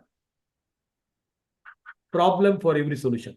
Negative people will always have problem for every solution. We always have solution for every problem. But Einstein says, don't be with the negative people. They will always have solution. Even if you give a solution, they will find a sample. Oh, barabar hai, lekin aisa kyun? Isliye. So ATC and 1010D. First point, ATC says, so if you are investing in insurance, so there is a limit of premium, 10% normal cases and 15% specially able case. So now when I do the 10% criteria, should I include GST or not? So that's the first question. Second question is, 1010D gives an exemption. 1010D gives an exemption if your premium paid is less than or equal to 10%. There's an interesting calculation you can all see here. Assuming the policy amount is 1 lakh. Premium paid is 90,000 plus GST 16,200. Under ATC, it is inclusive of the GST. That means technically, I can consider 90,000 plus 16,200. However, if it is more than 10%, I'd restrict itself to 1 lakh. I repeat, for the purpose of ATC. Why is it so, sir? So thanks to, I think, some of our students' interpretation, brilliant interpretation. They said so much of the premium or any payment made. So or any payment means what? Obviously, insurance, you do not pay staff welfare or puja expenses. You will pay premium plus in incidental expenses. GST is one such expenses. So in our opinion, so for ATC, you should claim premium inclusive of GST. So in this example, 10 lakh rupees. So policy amount hai to 90,000 plus 16,200, 1 lakh 6,200, but it cannot be more than 10%. So you can claim up to 1 lakh. Now, tomorrow when this policy is matured, sir, will you get an exemption? Assuming the old policy, now there's a change in the law. So will you get an exemption? 100% yes, because for applying 10% criteria 10D, you should be exclusive of GST. 90,000 divided by 10 lakh is below 10%. It is satisfying the condition, you get an exemption. So I repeat. So when you do ATC calculation, your insurance premium should be inclusive of GST. So there again, up to 10%, anyway you'll get AT deduction, including GST. So you should claim ETC for 1 lakh. Whereas 1010D exemption is available as long as your premium excluding GST. If you look at the premium payable, 1010D word is premium payable, verbatim reading. Premium payable is 1 lakh, less than 1 lakh, less than 1 lakh. That's why you will be able to get a complete exemption for 1010D. Then this is just a touching reference, various types of insurance policies. So huge confusion, little bit knowledge what I have. So key man insurance policy is always taxable because it is in the interest of the business. Unit insurance policy upon death fully exempt. Upon maturity before 1st February 2021, it is exempt. On or after 1st February 2021, 1st February 2021, if it is issued on or after that date, if the aggregate premium of all the policies less than equal to 2.5 lakh, you do the permutation combination in such a way that the aggregate premium is less than equal to 2.5 lakh, it is fully exempt. If the aggregate premium is more than 2.5 lakh, it is taxable under capital gain 45(1)(b), amount received minus deduction you are not claiming for the premium under any other section like ETC, etc. You should not have claimed it. Whereas normal life insurance policy, upon death fully exempted, upon maturity again 10% criteria and 15% exempted. If it is more than that, it is fully taxable. Now, amendment from 2023 budget, policy issued before 1/4/2023, this 10% criteria holds good even earlier and now. But now, on or after 1/4/2023, just like ULIP here, instead of 2.5 lakh, 5 lakh is the limit. If you have aggregate premium of all the policy more than 5 lakh, it is taxable as income from other source. I have little confusion here. Why ULIP? No doubt, maybe because of the units related, units are capital asset, they want to tax as a capital gain. But whereas normal insurance policies cover income from other sources, that may be the logic. But just to tell you, ULIP is taxable as a capital gain, whereas normal life insurance policies cover the income from other source. Mechanism of computation, both are similar in nature. Amount received minus deduction for premium not claimed earlier. So question number 19, ETLA, offshore banking unit. So the wordings 100% for next 5 years, there is a provision. So 50% was supposed to be given for 5 years. 2023, they said, provide that for estimate year commencing on 1st April 2023, the reduction shall be 100% of such income. Now, question here is, this 100% should be substituted for 50%. If that is the case, 100% for next 5 years. But they said 100% for such income. So can I say 100% eternally for any number of years? So should I say this 100%, because they not use the word 50% should be substituted by 100%. If that is the case, I should say 100% for next 5 years. But now they said what? 1/4/2023 reduction is 100%. So can I conveniently say for next 15 years, 25 years, I should get a 100% reduction without any time limit of 5 years. Next, ATM, intercorporate dividends. Whatever the dividend received by a domestic company, foreign company, etc., and distribution within due date under section on or before the due date referred here. Okay, that is 139(1)(k), 1 month before. That is like a specified date. They could have simply made mention about specified date, because 44AB has a definition of the same. 44AB uses the word specified date, that is 1 month before 139(1) due date. But here they use the word 1 month before 139(1) due date, because for corporate it cannot be 31st July. Nevertheless, that's no dispute. So I have an interesting question here. H Limited holds 20% in A Limited. Both the company distribute 10 lakh. No confusion. H Limited will get deduction of under ATM, they distributed 10 lakh, they received 2 lakh from the subsidiary S Limited. So that means they get a 2 lakh reduction. Next question is very interesting, worth noting. H Limited distribute 10 lakh by March 31st of the previous year. 4 lakh by September, that is the 30th September is the general due date in the given example, 1 month before 31st October. So 10 lakh by 31st March and 4 lakh by September. So totally 14 lakh they distributed. It receives 12 lakh by March and another 5 lakh by September. So deduction under ATM, should it be, because they received 12 lakh. So distribution is anyway 14 lakh. There is no dispute on that. So should I get an ATM deduction of rupees 12 lakh because which was received within 31st March, or can I extend even the receipt amount up to 30th September? So can I say out of 17 lakh, I get deduction of 14 lakh. It cannot be more than 14 lakh. That's not possible because they distribute only 14 lakh. I repeat this point.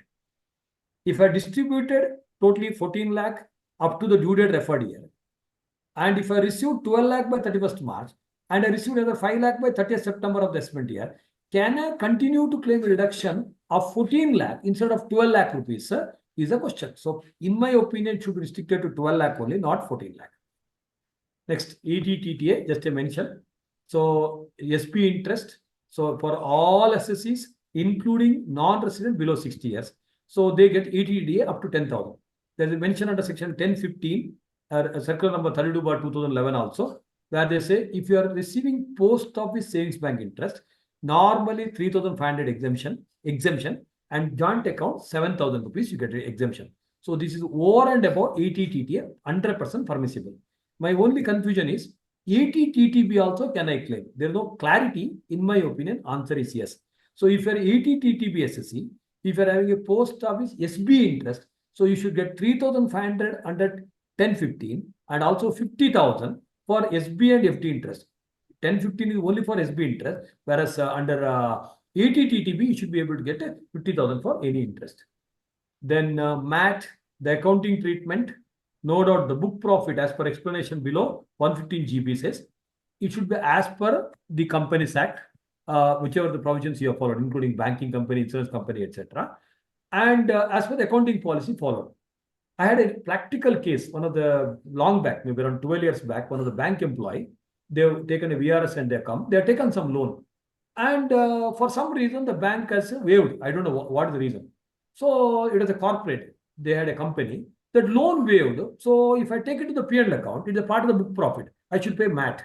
So instead, if I put it under capital reserve, because loan is a capital transaction, so will it be MATable? So in my opinion, especially a loan transaction, which is a capital receipt, crediting to capital reserve is not wrong. It is the correct accounting policy. If that is the case, it is not coming within the book profit definition. You should not be MATable. It should not be MATable. So similarly, carry forward of the MAT, I'll just discuss shortly. Assuming you have business loss and you have got a depreciation loss. So loss is whichever is less. So when I do the whichever is less provision, so assuming in my books of account, because this is a books of account loss, 19 plus 16, 35 lakh loss is there. So depreciation loss, balance everything is this. Should I go by individual calculation, 10 lakh or 6 lakh, whichever is less, 6 lakh, dash or 4 lakh, whichever is less is dash. If that's the case, I should get 12 lakh deduction under MAT computation, or total 19 lakh or 16 lakh, whichever is 16 lakh. In my opinion, it should be 16 lakh only, because if I go by this individual calculation, it will become ridiculous. Next year, assuming I go by this 12 lakh option, if I go by this 12 lakh option, next year, nothing will be left out in one of the columns. Because here, if I say 10 lakh or 6 lakh, whichever is 6 lakh, that means this will become 0. Next, this year, it is 0. And if one of the column is 0, you cannot carry forward anything. There is a specific mention in that book profit definition. So if I go by this interpretation of whichever less, like inventory valuation in years 2, inventory valuation, then it will be ridiculous, because in the next year, one of the columns will become total nil. And out of 35 lakh, you have claimed 12 lakh. You still have 23 lakh book loss, but next year onwards, you will not be able to carry forward any losses under the book profit. That is why you go by 16 lakh and you set off in the way you want. So if you look at this 10 lakh hai, so 6 lakh rupees you want to claim if you want. So some amount you claim here, some amount you claim here. So that 5 lakh ho jayega. So you can carry forward that losses in such a way that it is SSC beneficial, it is suggested and logical. Then concessional rate of MAT for IFSC units. So they said minimum alternative tax is normally minimum alternative tax is 15%, and MAT rate or AMT rate for IFSC unit is 9%. My question is, actually 9% was framed when MAT rate was 18.5%, and they tried to make it half, maybe 9.25. They didn't want to make 9%. But when MAT and AMT rate for cooperative society has been brought down to 15%, why they are not made IFSC unit 7.5%? If that is the logic. Second point is, why AMT rate is higher than the MAT rate? So every time we say corporate tax is higher than the individual rate, I know there is some basic logic, but technically MAT rate when it is 15% across and AMT rate is 18.5%, it doesn't make any sense. Absolutely doesn't make sense. Then also, when the adjusted total income under the AMT for the 5 slab SSCs is less than equal to 20 lakh rupees, they said AMT is not applicable. But I don't find much logic in that 20 lakh limit, because whether you go for AMT, 20 lakh at 18.5%, tax comes to 384,800. You go by old regime. So because when you go for 115 JC, 115 BSc default regime is not applicable. 115 JC5 very categorically says so. So when old regime is followed, 4,29,000, the tax rate difference is already around 40,000 rupees. So whether the 20 lakh limit really makes any sense in 115 JC for adjusted total income reference. Carry forward provisions in all business related provisions under connected to 139.8A. 139.8A, beautiful piece of law, updated, whether practically beautiful or not, I don't know, but theoretically beautiful piece of law. So those who are practicing into that, I think they will tell right or wrong. Now, carry forward of loss under 32 to 35.4, that is 1.9. They are identical triplets as far as carry forward is concerned. 32.2 is for any depreciation referred under 32.1. 35.4 is for capex referred under 35.14. That is 1.9 for family planning expenditure incurred by the company. They are identical triplets. But in 139.8A, when they mention, they say reduce 32.2, then some other mention is there. There is no mention of 35.4 and that is 1.9. So I am worried, my dear friends, when you do an updated return calculation, 32.2, there is a specific point in place. What about 35.4 and family planning? Generally, they are identical triplets. They should be stepping into the shoes. In my opinion, all the three should be considered equally, but there is a drafting error. They are not considered 35.4 and that is 1.9 in the 139.8A. Then 194Q and 206C1H. It is a reasonably old law, but complexities which everybody should know. Buyer's turnover in the last year about 10 crore, and I purchased from a resident person above 50 lakh. On the excess, I have to make 0.1% TDS. If I don't come under 184Q, I come under 206C1H. So the seller has to do the TCS for a similar case. The anomaly I'm trying to say here is, so when I talk about 184Q, the limit there is exclusive of GST, whereas when I talk about 206C1H, it is inclusive of GST. So there is a specific circular which says TCS is on receipt basis and it is inclusive of GST. Just to give a very simple example quickly, if I purchased rupees 49 lakh plus GST, which comes to 57.82 lakh, so purchases exclusive of GST is below 50 lakh, no 194Q for me.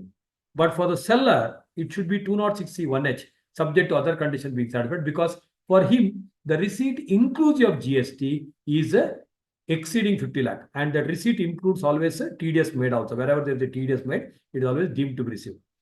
Then this is just for touching reference. So TCS has undergone a huge change, especially from last year. 206C1G for liberalized remittance scheme, which all of you should have noticed it. Very, very important. So only one point I want to say, OTPP, okay, there is no limit at all. Okay, from rupee 1, earlier also same, now also same, the TCS is applicable. Earlier 5% without threshold, now they say up to 7 lakh nil. Up to 7 lakh, there's a 5% limit, and after that, there's a 20% limit. Right. So probably the last discussion, Siddesh permission, I have 2 minutes. So calculation of margin relief with special incomes. This is one very unique case we have come across in our office itself. So very, very interesting case. When we find the return, I thought actually everybody should observe this. When we find the return, we saw the software, obviously so many encounter software. So it was not giving marginal relief for special income. When I read the law, the Finance Act, and whatever our understanding, I discussed with so many people. So why margin relief should be denied for a special income? So that's why we filed the return, even though the software is not accepting. Now the department has issued a notice saying that not giving any margin relief. Very interesting case. I'll just take you through 2 minutes. Let's just consider a case. First case, normal income only. Total income 2 crore. I'm mainly touching about special income, where if you're an individual HF, etc., for 111A, 112A, 111A, and normal dividend income, when the total income is above 2 crore, surcharge is restricted at 15%. So total income is 2 crore, total income is 2.01 crore. Everything is normal income under the 115 BAC. I'm talking about 115 BAC 2 point and also special income. So on the tax, if you calculate, on 2 crore it comes to 57 lakh, on 2.01 it comes to 57 lakh 30,000. I do the normal calculation. Here there is no issue. So I have extra income of whatever the extra income I earn. So 2 crores, 2.01 crores, I would have earned extra. That 0.01, I pay the taxes. That's fine. Now confusion arises here. When I have a normal income and also special income, like 111A, 112A or 112, I have taken 112 as a base. First case is normal income 2 crores, 112 income 10 lakh. So tax on normal income under 115 BAC on 2 crore up to 15 lakh, it comes to 1,50,000. On the balance, you have to do 30%, it comes to 57 lakh. You can mathematically calculate later. So tax on LTCG on 10 lakh minus 1 lakh relaxation. So 9 lakh into 10%, 90,000. Surcharge on the normal income, because it is 2 crore, it is 15%. And surcharge on LTCG, again 15%. Total tax comes to 66 lakh 58,500. Whereas, if the normal income is slightly above 2 crores, marginally exceeding it, so 0.01, please understand, if it is only normal income, software also allows, department also allows margin relief. Whereas if it is slightly above 0.01 and you also have special income, then there is a danger here. The tax computation comes 57 lakh 30,000 because 0.01 extra. Then this is same, this is same. The surcharge will suddenly shoot because it is a 25%. Above 2 crore, surcharge is 25%. I'm talking about the existing law. And these two will remain same. That is the LTCG and this one remains same. Because of the tax shoots up and I must get a margin relief in the example, 5,07,500, and my tax should be 66,558 becoming 67,58. That is 1 lakh extra what I earned. But the department, unfortunately, doesn't give a margin relief. So even the softwares are not allowing, the department is not allowing. I really didn't understand. When special incomes, they wanted to restrict the surcharge at 15%, why there should be a denial of marginal relief. Okay, so the practical case where the marginal relief has been denied. So if you look at this column here, where we computed the tax for the same income as per the department, instead of 67,58, it goes to 72 lakhs. So it's around 5 lakh rupees that the increase just because of the denial of margin relief for the special income. You would not understood mathematics properly. Anybody wants, I can share this PPT. You can look into the calculations. The final one. So just for reference. So those are having, many clients will comment as old regime better, new regime is better. When your income is up to here, someone has shared, I have not done this, but then we cross-checked it. So if you have got income of 8 lakh, and if you get a deductions under old regime up to 187,500, and new regime without this, please note there's a change in standard action, etc., then the tax will be break-even. So default regime, that is the new regime, is better if the deductions here are lesser. All this amount, if it is lesser, all the amount lesser here, then you have to go for new regime. If the deductions are more than this, you have to always go for high regime when the total incomes are like this. So just to conclude with some fun. So different call durations. Okay, so I have obviously question answer session, I think what they should be planning. So call duration, boy to boy, so they should experience 58 seconds. Boy to mom, 45 seconds. Boy to dad, 20 seconds. Boy to girl, 1 hour 13 minutes 59 seconds. Girl to girl 2 hour 35 minutes 20 seconds. Husband to wife 3 seconds. Cut off. That's it. Mom to married daughter 4 hours 5 minutes 13 seconds. Wife to husband number not reachable 12 missed calls. I, apart from being a chartered accountant and also a teacher, so I'm a hardcore lover of Bharat. My sincere request, because there are a lot of learned people who are listening to this, my sincere request, wherever there's an opportunity with due permission of the ICA and the committees, okay, I would request all our fellow members, even in the Bangalore branch, I kept on telling, please avoid single-use plastic. It has become like a rakshas, it has become like a demon, okay. We are carelessly using it and we are spoiling our earth, etc. So we have 3 requests. So we have an NGO where we are trying to make a Bharat Mukta, Plastic Mukta Bharat actually across nation. Number 1, whenever you have functions, so please use mineral water. I don't have problem, but avoid single-use plastic, paper cup or steel glass use.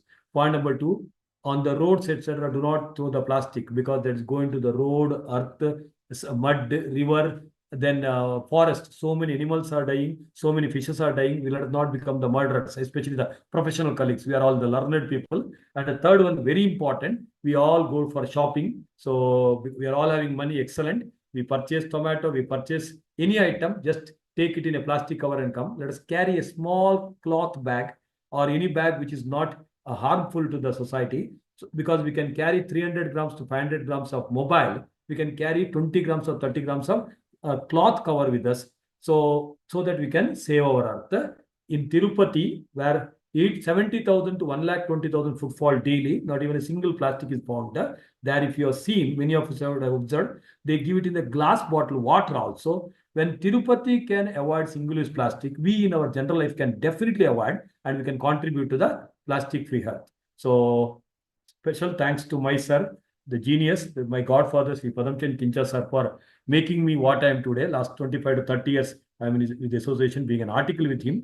The great support. If I'm whatever I am today, I'm just an ounce actually of the ocean of knowledge what sir has got. Padamchan Kincha sir, special thanks to him. Chairman of the DTC and the entire committee member of the DTC, and special mention about Kota sir for giving me an opportunity, and Ravi Gupta and my friend and student Siddesh for the opportunity, and all the listeners to the session. I hope in a limited session, I don't know whether as fast, I reasonably covered what I thought it's reasonably relevant. Okay. And to conclude, pay your taxes and keep your head high. Okay. Because all of us can definitely follow the right legal and moral practice, and we can always keep our head high, and let us be patriot. And forum is open to Siddharth for any questions. So thank you very much, sir, for lucid explanations. Yes, sir. Over 30 issues discussed, sir, with a lot of reference to legal points, examples, workings, charts were there, and moreover, jokes were also there, sir, to ease the moment. Yeah, Otherwise, jokes cannot be missed. No, Siddesh is there, students are there, so we cannot miss the jokes, Siddesh. Yes, sir. Yes, sir. Always a student of life, a student of Shetty, sir, and a student of income tax, sir. Honored. And in addition to jokes, sir, life lessons were also there, sir. The plastic use and all. A couple of days back, I had been to Lal Bagh. I could see CAPS Foundation boards there, sir. You have been influencing the citizen in a positive way, sir. Thank you. 30th June, because 30th June, we have a Environment Day celebration, Lal Bagh. We'll be distributing thousands of bags also. Please visit on 30th June morning. My pleasure, sir. Yeah, anybody listening to this program, please come to the Lal Bagh, Bangalore on 30th June. So, clean earth. Yes, sir. Sir, I have got 18 questions and comments. I'll read out the ones that are relevant. Yes, sir. Technical questions like whether CPRs is available, whether presentation will be given, whether recording will be given. I'll request the admin to take care of those questions, because anyway, email IDs are there. Maybe recording can be shared with them. Sir has been kind enough to permit sharing the recording as well as PPT. I'll do that. So the first question on technical topics, sir. Can we claim interest under section 24 within bracket B on loan taken from friend relative under income from house property? 100% yes. Straight answer, 100% yes. 80 EEA from a specified institution. 80 EEA you cannot claim if it's from a friend or relative. 24B, 100% you can claim if you have taken a loan from anybody, including friends and relatives. Only section 25 you have to take care. If you have taken loan from abroad, you should have done it TDS. If you have not done the TDS, interest will be disallowed. Section 25. Otherwise, from anyone under the sky, it is allowed. Under 24. Perfect, sir. Thank you, sir.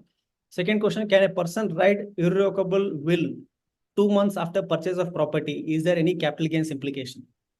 So irrevocable. Will. Yes. So 47 within the bracket I. 47 within the bracket 3. I says any transfer by way of WIG, will, irrevocable trust and gift shall not be regarded as a transfer. Section 2 within bracket 47 talks about transfer. Section 47 talks about no transfer.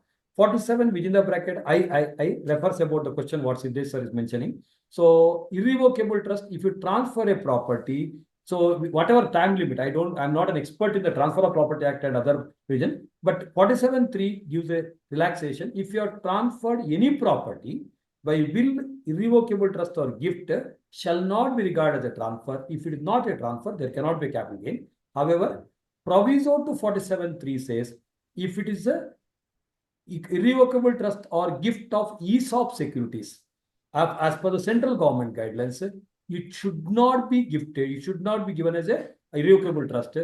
ESOP securities, if you gift also, it will be transferred. It will attract the capital gain tax. Thank you, sir. So the first question was from Mr. Charan. Second question was from Mr. Ranjan. Thank you. Third question is from CA Pooja, sir, which I'm going to read out. Section 44AB limit increased from 1 crore to 10 crore if cash receipts payments does not exceed 5%. Does this apply to partnership firm whose turnover, for example, is 5 crore? Will this fall under tax audit or not? Answer is yes, because I don't think they have mentioned for individual HF, etc. So the law says for any SSC, turnover is 1 crore. However, if you're coming basically digital mode, they are moving toward the digital mode, so it should be applicable to any SSC. Unlike 44AD, 44ADA, 44AD is only for resident individual, resident HF, resident firm except LLP. 44ADA is for resident individual, resident firm except LLP. 44AB, I do not think make any segregation whether an individual firm, etc.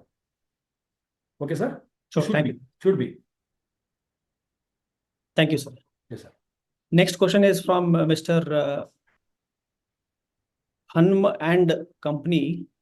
In my opinion, GST, it's a comment, sir. In my opinion, GST is a separate tax, need not be considered with LIC premium for ceiling limit.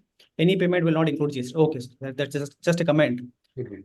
Next one, Nandalal Prasad Gupta, sir, has posed a question. In case of capital gains matter, if any share has been delisted or otherwise very minor value, can it be claimed as loss on sale? And what is the loss on sale, but how can it be taken in ITR? Alternatively, what would be the more proper way for such claim? If the share is delisted and you still continue to have the share. Yes. So if the share is delisted, it cannot be called transfer. I don't think it comes within the ambit of 2 within bracket 47. So it cannot be considered a transfer. If it is not a transfer, it is not a capital gain because you still have the ownership. It is only delisted for whatever legal purposes of the SEBI, etc. So it is you still the owner of the share. The value has come to nil, but still you are not transferred. I don't think it will be considered as a loss, and you cannot claim it under ITR. In my opinion, it's not. It may be an accounting loss. You may write off, but it will not be considered a capital loss. And the question also reads, sir, can it be claimed as loss on sale? So just like any other sale, I think it can be. If it is a sale, it's fine. When you Yes. it's worth mentioning Vanya Silk Mills case, Honorable Supreme Court decision. So it is in relation to the building destroyed by fire. So that case also can be referred. It may not be in the context of the share, but if the asset is lost, something like a delisting, if you consider the same, you can make a reference to Vanya Silk Mills case, Honorable Supreme Court decision. Thank you, sir. Next question is from Mr. Chetan. If an SSC is having turnover, say 5 crore and fulfilling 5%, whether he is required to get his books of accounts audited if his P&L is lower than 6%. So his turnover is 5. This is a crore. question I was trying to answer. A very interesting question. 44AB, at the end, last para, proviso says for 44 ADS, the limit is 2 crores. So my friend is asking very beautiful question, which I have already just touched upon in theoretically. If you have got a 5 crore turnover, and if you are a 44 ADS, like you are satisfying other conditions, and you are offering 6% or more than 8%, you are automatically out of it because 44 AD limit is only 3 crores now. 2 crores or 3 crores. 2 crore normal cases, 3 crore limit is for that 5% receipt criteria. So if you're a 5 crore turnover limit, 5 crore, you're out of 44 AD. If you're out of 44 AD, offering 6%, 8% doesn't come into picture at all. Only condition is whether the tax rate should be 1 crore or 10 crore. So if you are satisfying the conditions of 10 crore, in my opinion, you don't have a tax rate, and your income should be what you actually earned. So it may be 3%, it may be 10%, it may be negative also, because your turnover is 5 crore, you're out of 44 AD. Sure, sir. Thank you, sir. Yes, sir. The next question is from Deepak Soni. If someone has sold residential home and earned capital gain, he is already owner of other residential plot purchased 5 years before the sale of home. If he constructs a residential home on the said plot, can he get exemption under 54 on construction within 3 years? Yeah, see, section 54 doesn't have extra condition like 54F, where 54F says on the date of transfer of an asset, long-term asset, the assessee should not own 1+1 residential house property. So 54F. So one is what you had to purchase anytime. One more property you could have purchased 1 year before the date of transfer. That's the condition under 54F. Whereas under section 54, there is no such condition. As long as you are satisfying the conditions independently, so, and you are investing, sell one property, invest in another property, you will get an exemption. You can have any number of house properties on the date of transfer under section 54, unlike section 54F. I hope that is the question. Yes. Maybe I think what the speaker also wanted to ask is, I think it is not emanating from the question, sir, whether the cost of plot acquired 5 years before, but house constructed within 3 years. So if that is the case, so building cost should include cost of land. 100%. So you have purchased 5 years back or 10 years, 100%. No question on that, because I cannot construct building on vacuum. So it has to include the cost of land. So probably I think, thank you for improving the question. So if the cost of the land 5 years back is 20 lakh, today you construct at a cost of, let's say, 50 lakh, total cost should be 70 lakh. Total 70 lakh must be allowed. There should not be disputed. Only one point you should notice, Alps Theatre case, Honorable Supreme Court, whenever you are using for business purpose, depreciation should not be claimed on the land portion. Whether it is if you are using it is an extended question I'm asking. Even some people are, sir, I am having an apartment in the 10th floor. So even there, undivided share in the land we have, undivided share in the land, you have to segregate while computing depreciation under section 32. Whereas your question, 100% cost includes cost of land, 100%. Thank you, sir. Thank you for the detailed answer, sir. The next question is from Chandar Gurnani. With respect to section 54, A sells property in March 2024 and has LTCG of 70 lakhs. He has purchased under construction property in Jan 22, for which payments are to be made in annual installments of 20 lakhs payable in the month of February every year. Can he claim exemption under 54 for 60 lakhs installment paid till February 24? Sorry, sir. I think a lot of factual things are there. Well, I think I got that point. Yes, sir. So there is an interesting point in 54 and 54F. Construction does not mean commencement of construction. Construction means completion of construction. Probably I think the sir daughter madam is asking that question. Okay. So construction means completion of construction. So even my grandfather has started the construction, and if I would have taken up and whatever the cost I incurred, so as long as within 2 years and 3 years condition, 3 years for construction is satisfied, so you shall get a deduction for whatever the cost you incurred, even if you incurred 5 years back. So completion is relevant and not commencement. So, but you should have completed within that 3 years from the date of transfer. If you completed, whatever the cost you incurred, it should be allowed. Great, sir. Great. Yes, sir. That is the question, sir. Yes, sir. Sir, 43B within bracket H, implications on books and audit, interest penalty implications of the same is the question, sir. Yeah. I didn't discuss that because it's complicated. Since you asked, I'll just touch it upon. Yes. So 43B, so earlier we had 8 provisions. Now there are +1. So 43B, capital B looks like 8. It was easy for me to remember. Now I'd add +1. So that extra one added is, so any payment to be made for micro or small enterprises covered under MSME Act of 2006 shall be allowed as a deduction if it is paid within section 15 of the MSME Act 2006. So, 3 points to be noted here. One is why this law came into picture. I would have discussed this point earlier. Okay, why this point came into picture?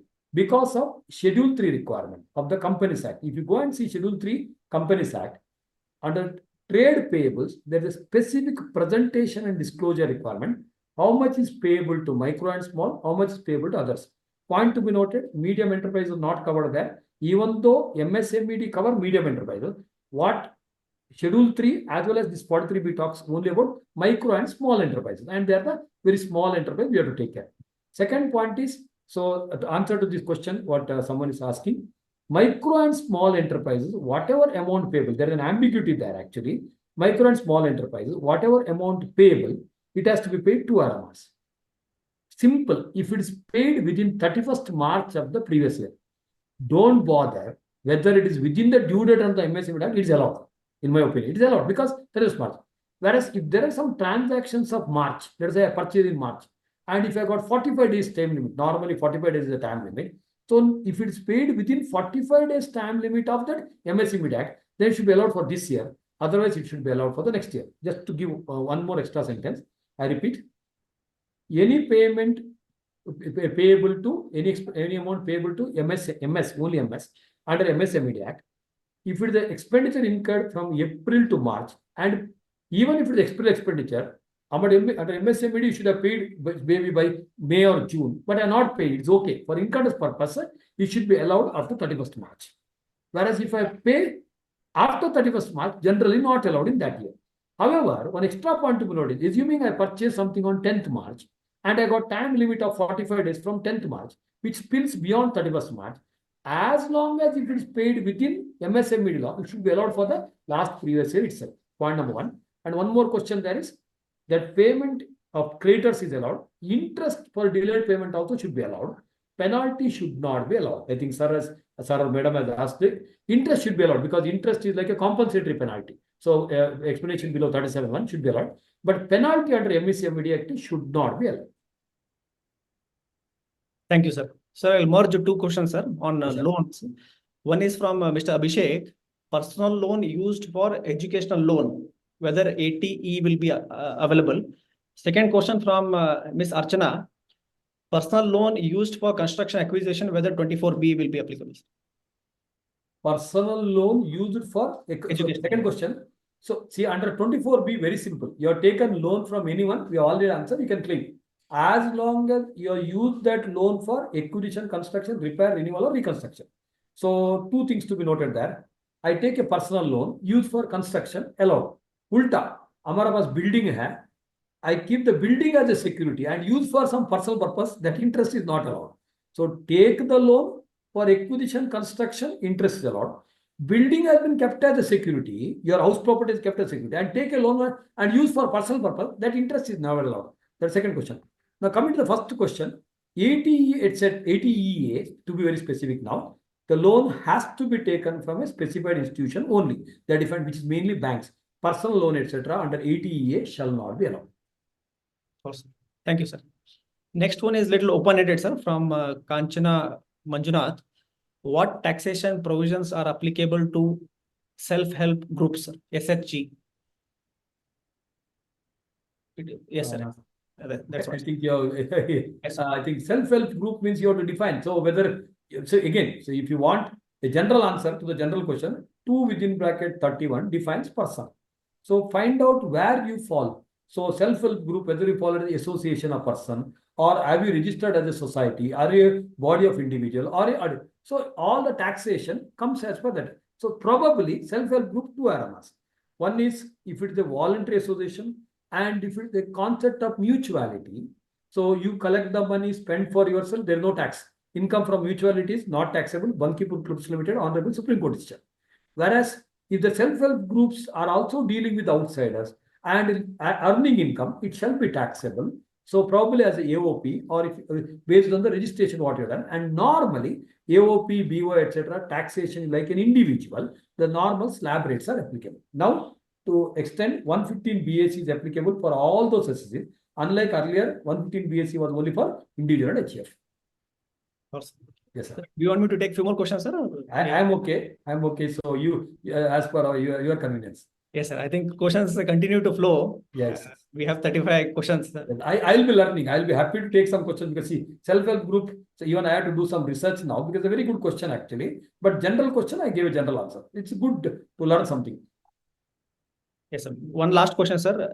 If government value is more than actual value in case of transfer of property, in such case, whether actual value of transfer can be taken for capital gains by obtaining valuation report? Section 50C, Section 43 CA, 56(2)(10). So talks about LBB, land, building or both. So consideration to be considered is, there are three important points to be noted there. Point number one, so check up the consideration. And point number one is date of agreement and date of sale deed. So assuming date of agreement is 2nd April and date of sale deed registration is 30th March. For easy sake, I'm trying to keep it the same financial year. 2nd April, stamp value is 60 lakh. Whereas 30th March, when the deed is registered, stamp value is shot up to 300 lakh. Something they would have revised. So which value I have to consider? I have to consider 60 lakh. Law says if it is a genuine transaction. How do we know it is a genuine transaction? Some consideration should have been received in account pay, check, draft, etc. on or before the date of agreement. If that is the case, you can consider 2nd April date, first condition. Second condition is actual consideration is 100 lakh. Stamp value up to 110 lakh, they say chuck there. Up to 110% of the actual consideration, you can ignore it. So it's Hitesh is my friend. Assuming stamp value is 110 lakh, I sold to him at 100 lakh. Law says it's okay, no problem. If it is more than that, then 50C, 43C and 56(2)(10) under three different heads. So you have to consider actual consideration or stamp value, whichever is higher. However, if you have a dispute, you can make a reference to the valuation officer. And if the valuation officer reduces, you can consider the same. If he increases the same, you don't have to bother about it. So answer to your question, you can now till recently I didn't know because I was always thinking make a reference to valuation officer means I should do it. The procedure is not me, department should initiate. So reference to valuation officer will be made. You have to request, sir, stamp value barabar nahi hai, this is not proper. Then department will make a reference to the valuation officer. And if the valuation officer reduces the stamp value decided, it shall be considered. It can be, it shall be considered. There is a law in place. Whereas if he increases the same, you have to ignore the valuation officer valuation. Thank you, sir. Thank you, sir. I think with this, we can conclude the question and answer, sir. Yes, sir. Sir, on behalf of Direct Tax Committee as well as the Institute, I would like to express a sincere gratitude for your time and effort, sir. Very lucid explanation, I must say. Sir, a couple of days back, I think Finance Ministry was seeking for suggestions, budget for the budget which is going to be presented in July 2nd week. I think anybody who is attending your session can easily present or put up 15 plus issues before the Finance Ministry, sir. Yes, sir. Thank you for highlighting all those issues, sir. Sir, the sections that you touched upon that we were never exposed, the issues that you touched upon that we thought never existed, and the way you interlinked the sections that we have never done, sir. Only a master can make such a complex subject like this appear to be very easy, sir. So with this, once again, extending thank you and gratitude to you, sir, for accepting invite to be part of the session. I think with the permission of... Thank you so much for the kind words, sir. Obviously, all these are because of our gurus. So what we learned, and you have been trained under Chaitanya, sir, who is also my guru. I think they are all genius, sir. So as I said, they are all ocean. I am just maybe a mug, not even a mug, etc. And still special thanks to them because last 3 decades almost we are in association with them. And so even though you are so humble, being trained under them and practicing in that area, you should also be equally expert. So really thanks for the humble words and thanks to all the wonderful questions because I learned a lot. And special thanks to my mother institutor, ICI, and my request to all the listeners, please contribute to plastic free earth. Thank you. Thank you so much, Siddesh, for a wonderful moderation. Thank you, sir. Pleasure, sir. It was pleasure being your student, sir. Yes. Thank you, sir. Yes, So sir. we are equal now, not student teacher. Now we are all members of the same fraternity, isn't it? Yes. Thank Yes. you, sir. Very kind of you, sir. Thank you, sir. Thank you all. Thank you all. Thank you. A lot of comments seeking for PPT as well as recording. Admin has addressed in the Q&A that recording will be provided on ICI TV in 2-3 days. Yes. Over to the Direct Tax Committee. So yes, as updated by Siddesh sir, the recording of all the webinars are available on ICI TV, so all can access within 2 working days. Thank you so much, sir. Thank you, everyone. Yeah. Thank you all. Thank you. Jai Jagat.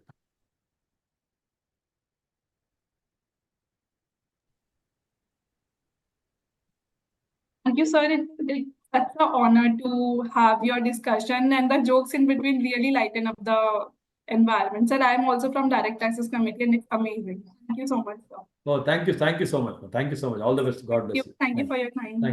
Thank you for everything. Thank you. You leave the meeting. Recording